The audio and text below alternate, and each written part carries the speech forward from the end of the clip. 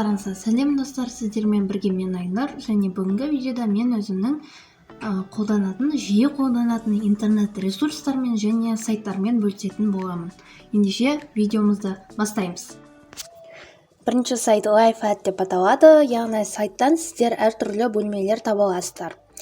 Айта кетсем, Code, Space, Lo-Fi, Nature, City, Library, Beach, Window, Cafe, K-pop және тағы да басқалары. Бөлмелердің бірін таңдай отырып, сіздер мысалы K-pop жанрының жанкүйері болсаңыз, сол жерде мысалы әртүрлі BTS, әлемге әйгілі немесе Blackpink, Monsta сияқты қосып қою арқылы сіздер өздеріңізді кумирларыңызбен сабақ оқып отырмын деп елестетсеңіздер болады. Екінші сайт Lo-Fi Cafe деп аталады. Бұл сайтта сіздер лофи жанрындағы музыкаларды арнайы бір фондағы суреттермен, бейнелермен тыңдай аласыздар.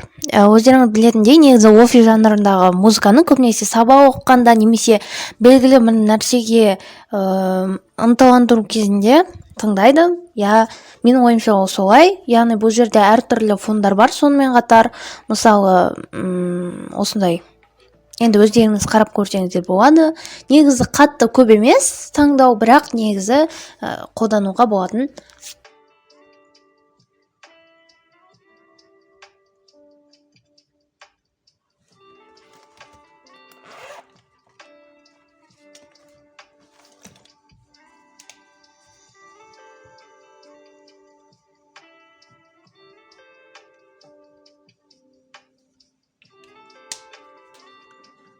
Үшінші сайтымыз, ол бізде Pomodoro Timer онлайн деп аталады.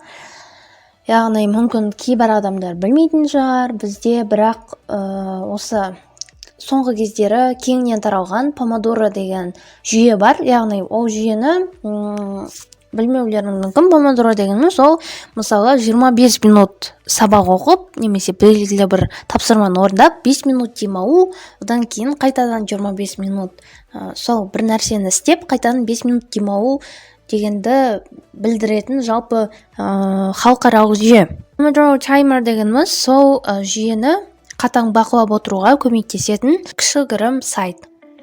Жалпы маған бұл қатты ұнайды. Негізі Pomodoro системасына арналған сайттардың түрі көп, дегенмен маған осы сайт прям ыңғайлы.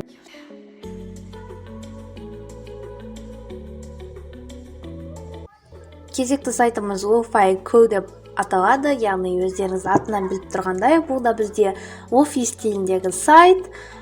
Достар, бұл сайтты мен негізі қатты жақсы көремін, себебі бұл жерде осының картинкалары ұнайды. Өзіме әртүрлі жаңбырдың звуктарын қосып қойып, онымен бірге лофи музыкасын тыңдай отырып оқи аламын.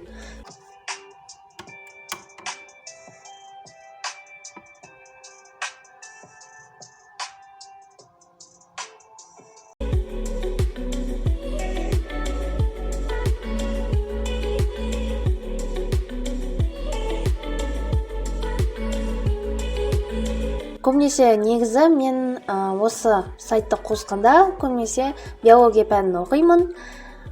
Яғни жалпы мен бұны әдебиет немесе биология оқығанда қосып қоямын. Соңғы сайтымыз ол лофи сайт емес. Бұл сайт Momentum деп аталады. Яғни бұл сайтта сіздер уақытты үлкен экраннан қарап отыра аласыздар. Міне осы сайттың арзуфта оның кішкене мүмкіншіліктері аз, өкінішке орай. Негізі ұнайды. Бұл жерде де негізі to-do list жасасаңыздар болады.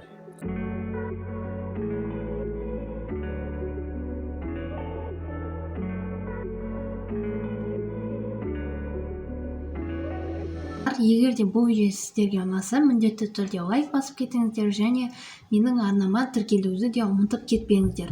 Сонымен қатар менің тағы да қандай видео түсіргенімді қалайсыздар, осы кеңестерім сіздерге пайдалы болды ма, қандай сайттар ұнады жалпы, соны жаза кетсеңіздер де болады. Және достар, мен осы сайттардың сілтемелерін описаниеге қалдыратын боламын. Ендеше сау болыңыздар.